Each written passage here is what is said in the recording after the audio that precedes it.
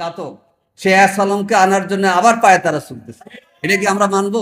আপনি ইসলামী ব্যাংক যদি ধ্বংস হয়ে যায়, ইসলামী ব্যাংক এই দেশের অর্থনৈতিক উন্নয়নে প্রধান ব্যাংক হিসেবে আবির্ভূত হয়েছে। এই জন্য আমরা মনে করি বাংলাদেশের অর্থনীতির আরেকটা স্বর্ণের অর্জন হবে জাকাত ভিত্তিক অর্থনীতি। আমরা প্রধানমন্ত্রী দেখেছি, উনি আলেমদের ডেকে নিয়ে কথা বলেছেন, আপনি জাকাত ভিত্তিক অর্থনীতি চালু করেন। সূরা তাওবার ৬০ নম্বর আয়াতে উল্লেখিত জাকাতের যে খাতগুলো আছে, এই বর্ণিত খাতগুলোতে জাকাতের অর্থ সরবরাহ করেন, দারিদ্র বিমোচন হবে। ইমান বিক্রি করে উন্নয়ন টাকা আনা লাগবে।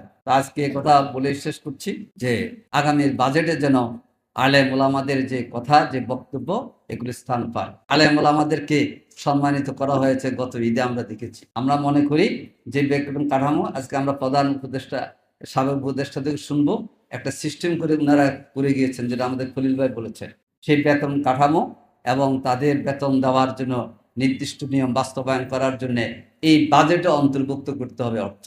আল্লাহ তাআলা আমাদের সকলকে দিনের পথে দেশের জন্য কাজ করার তৌফিক দান করুন। ওমা তাওফিক ইল্লা বিল্লাহ। আসসালামু আলাইকুম।